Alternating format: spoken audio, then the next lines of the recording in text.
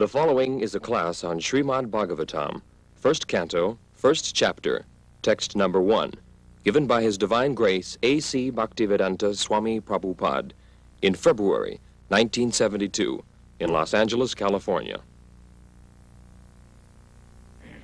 Om Namo Bhagavate Vasudevaya Janmadasya Jatu Annaya Ditaratasarthi Avijñā Sarat Teni Brahma Rida Ja Adi Kavai Muhyanti Jas Suraya Teja Bari Mridang Jatha Vinimayo Jatra Tisargam Nisha Dhamna Sena Sada Nirasta Kokang Sattang Param Dhimai.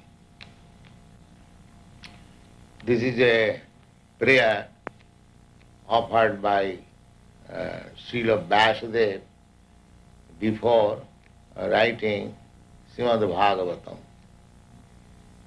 He offers his respectful obeisances to Bhagavate Vasudeva. Bhagavate means the Supreme Personality of Godhead, who is known as Vasudeva. He appeared, Lord Krishna appeared as the son of Vasudeva. Therefore he is called Vasudeva. Another meaning is that he is all-pervading. Everywhere he is present. So Vasudeva, the Supreme Personality of Godhead, the origin of everything. Janmadasya Jataha. Janma means creation. Creation of this material world, cosmic manifestation, is from Vasudeva. Janma Adi means creation, maintenance and annihilation. Anything in this material world has three features.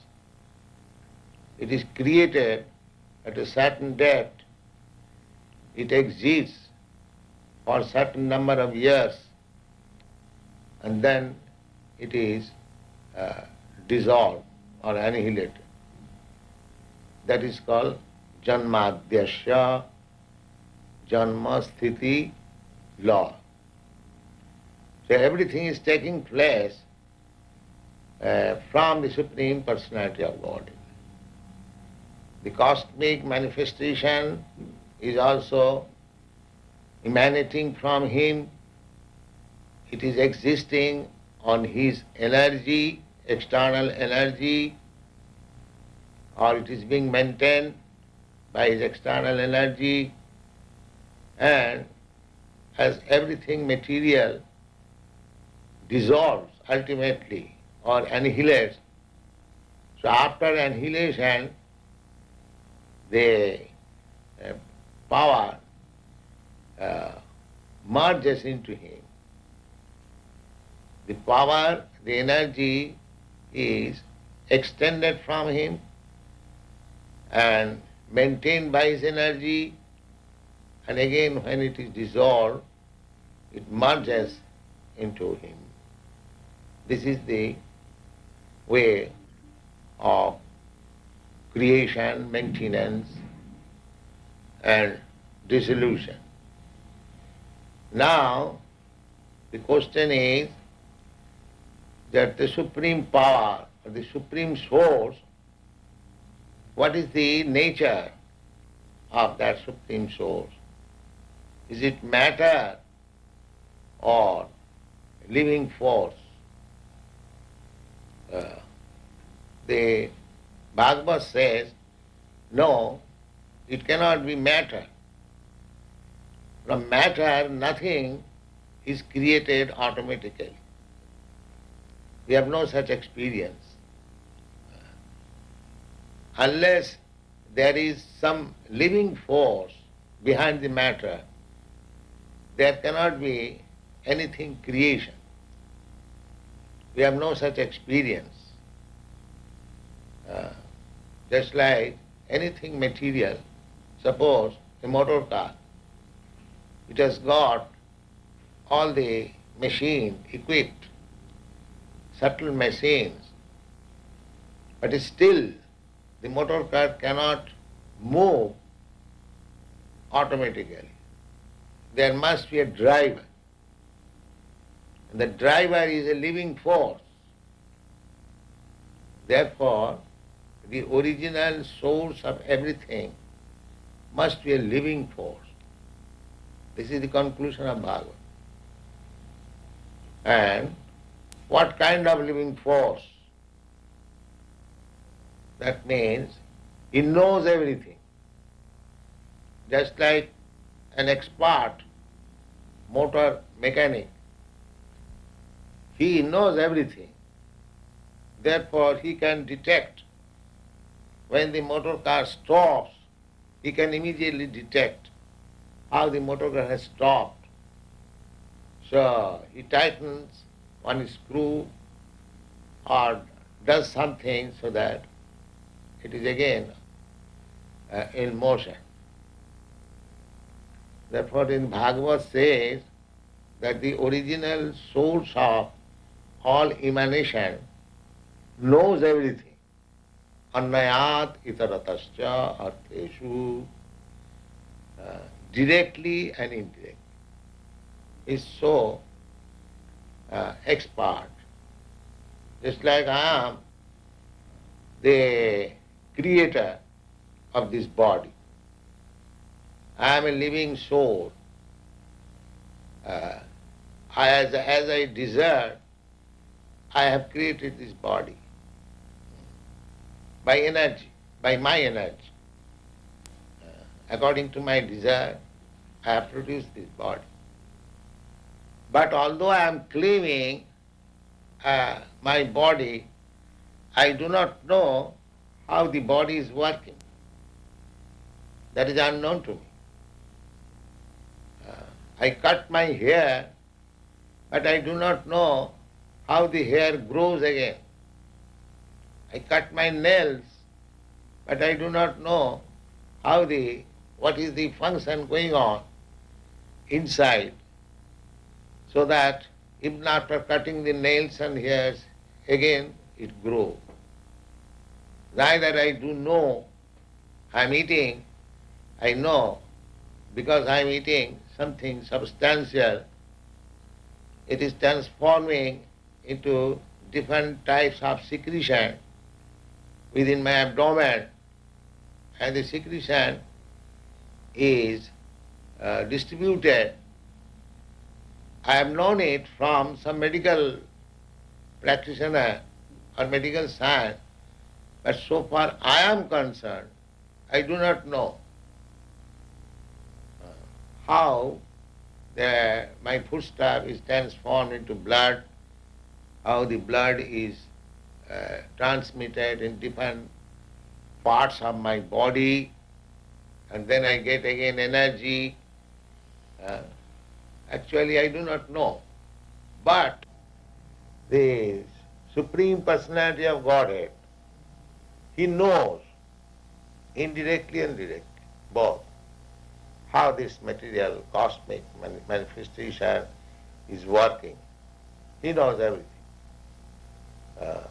How the sun is rising, how the moon is rising, how the oceans are steady. It is not trespassing on the land. Such a big ocean, it can overflood immediately any city or any land within a second. But it is not doing that. So the direction is there. Therefore Bhagavad says that the original source of everything is sentient, conscious, and consciously is controlling everything. Annayat itaratascha artheshu avijñā. Avijñā means completely cognizant. The next question may be raised that where from he got the knowledge? He is the origin. Because we have got this idea that any living being, he gets knowledge from other. Just like we have got our knowledge from our spiritual master. My disciples are getting knowledge from me. So their knowledge is also given by somebody. It has got a source. But if the Supreme Personality of Godhead is the origin, how he got this knowledge of creation, maintenance? The answer is Sarat. He did not get knowledge from anyone. He is self-sufficient himself in knowledge. That is the nature of God. He does not require to get knowledge from anyone superior, because nobody can be superior than God, neither equal to God. Asama urdha. Nobody is equal to him. Nobody is greater than him. Now we have got experience that the first creature, living creature within this universe is Lord Brahma. So he also got knowledge without any help of others, because he is the first living creature. So there was no other living creature. So how he got knowledge? So does it mean this original source is Lord Brahma? People may question. Now Bhagavad says no. He is the original creature of this universe. That's all right. But he is also a created being. Because the cosmic manifestation was created by God, the Supreme, and after this creation, Brahma was created. Therefore, he is a created being after the cosmic manifestation. And because God, or the Supreme Lord, he is the creator, so he is not one of the created beings. He creates, but he is not created. But Brahma is created. Therefore, he gets knowledge from the Supreme Creator, who is independent. Now, the process is just that we approach teacher, spiritual master, to get knowledge. So there was no visible living creature before Brahma. So how he got knowledge? The answer is Tene Brahma Rida Adikavi. Adikavi, the first created living being, Brahma, was educated from within the heart. That means Krishna, Vasudeva, or the Supreme Lord, is situated in everyone's heart. He is situated in Brahma's heart also. He is situated in your heart, my heart. And Rida, this very word is used. Rida means heart. So he can educate anyone from within the heart. But why we are not aware of him? Theoretically we know, but practically in our conditioned state, we cannot understand how he is directing us. But he is directing, that's a fact. Brahma is not ordinary living being. Therefore he could take direction from the Supreme Lord within the heart. We can also take when we are qualified, exactly like Brahma. Brahma appeared to serve the Lord, to fulfill the desire of the Lord. Just like we engage one carpenter and I ask him to make a cabinet for me. I give him the ingredients, tools, or wages, and he creates a cabinet. Similarly, God created the ingredients and the manufacturer also, and Brahma created this universe. But he is not the original creator. The original creator is Krishna. As such, the original proprietor is also Krishna, because he has created the ingredients. Actually, when we work in practical field, the ingredients we cannot create. Suppose we construct a very high skyscraper building, but the ingredients, namely the earth, stone, wood, iron, which are the ingredients of the house, that we cannot create. That is created by God. We simply transform. We take earth, dirt from the earth and mix it with water. The water is created by God. The earth is created by God. Then we mix it and make a lump like brick and put it in the fire. The fire is also created by God. In this way, if we study scrutinizingly, the ingredients and the materials which we are handling, they are not our creation. They are creation of God. We simply handle them.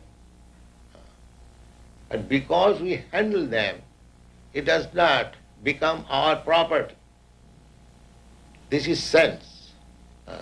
Suppose I am worker, I am handling some other things, materials, and preparing something. That does not mean when the thing is manufactured, complete, it becomes my property. No. How it can be? Therefore the philosophy is that everything belongs to Krishna, God. I also belong to Him. And whatever I do, manufacture, that also belongs to Him. This sense, to understand that everything belongs to God, I also belong to God, my intelligence also belongs to God.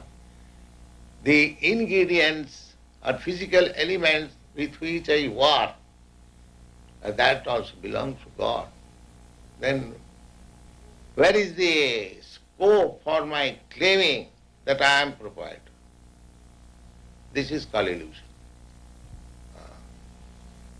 So this Krishna consciousness movement is meant for reviving the original consciousness of the human society, because in the cats and dogs or animals, such consciousness cannot be invoked.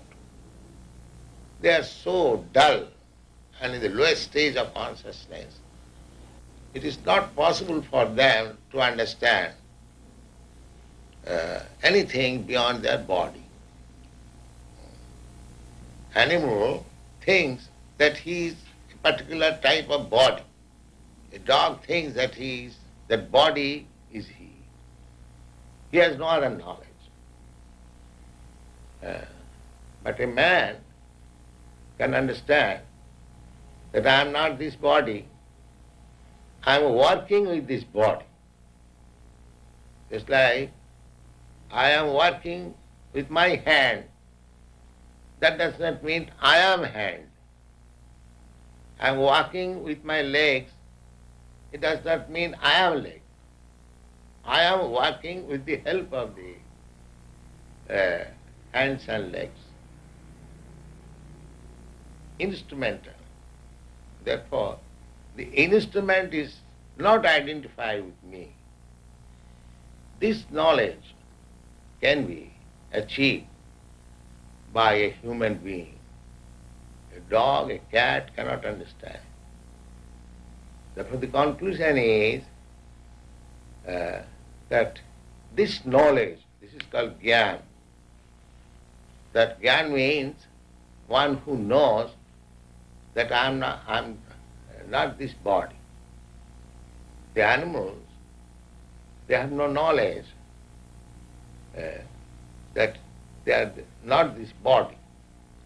But a man, by cultivation of knowledge, by nice analysis, whether I am this body or not, whether I am this hand, whether I am this leg, whether I am this head, in this way, by analytical study, we can come into the conclusion that I am not this body. And I am changing body.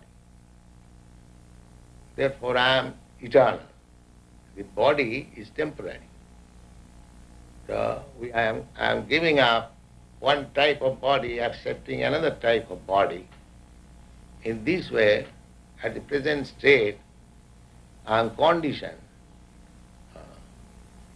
Now, when the question arises in mind, how I became conditioned, why I am changing this body to another body, why, if I am eternal, that also I can understand, that I have changed so many bodies, but I know I had a childhood body, babyhood body. That body is gone, but I am existing.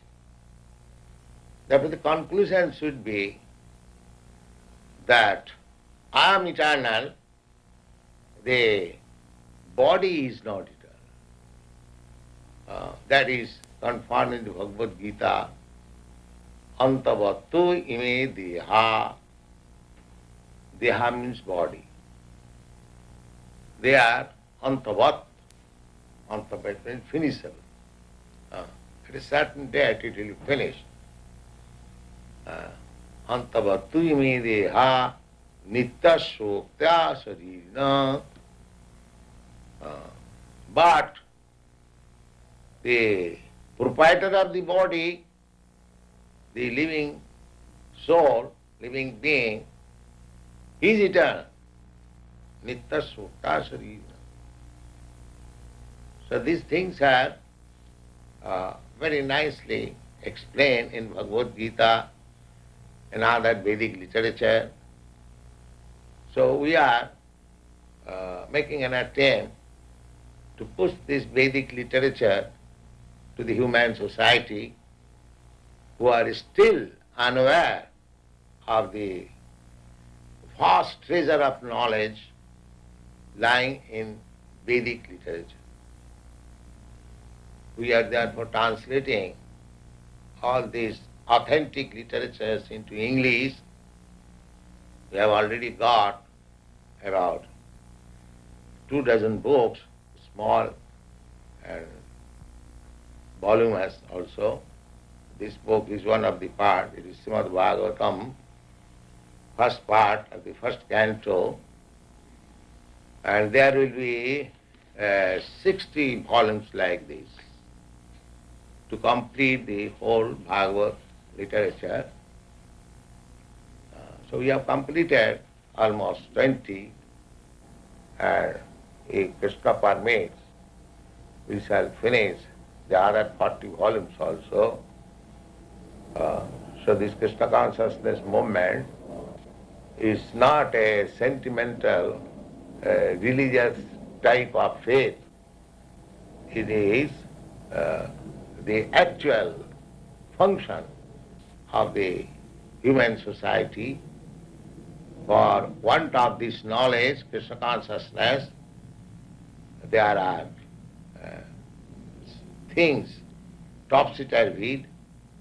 People do not know how to adjust things. They are busy with material comforts, but as we have explained, that material comforts also needed for the upkeep of the body, but that does not mean we shall forget our real business. Just like I am taking service from a motor car,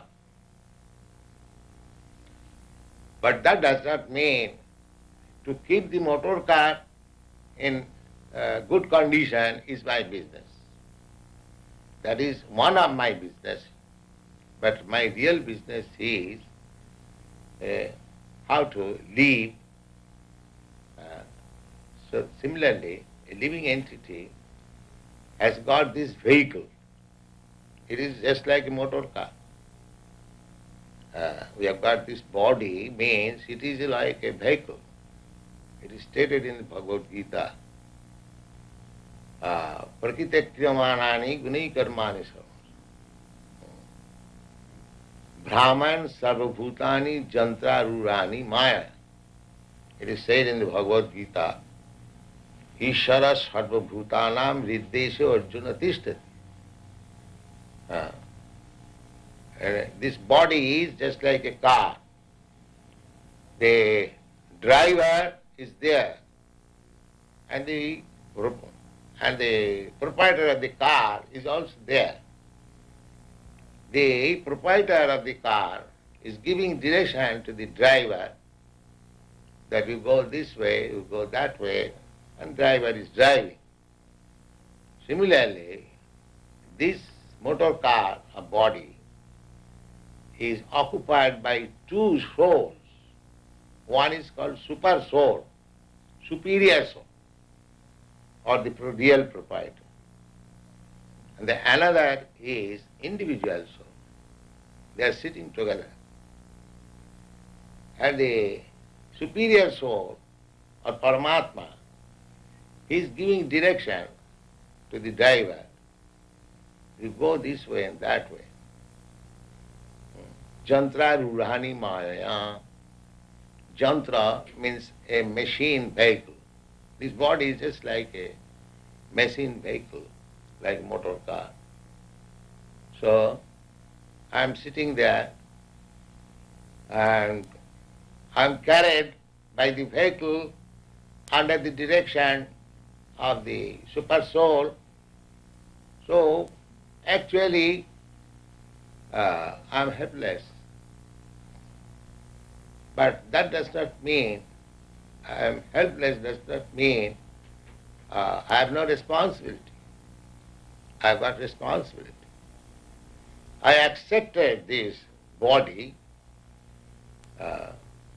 under some hallucination that I shall be happy. So in this way, if we study Srimad Bhagavatam, we get real knowledge of our position, and then the mistaken way of our life can be checked, and the human society will be in perfect peace and order.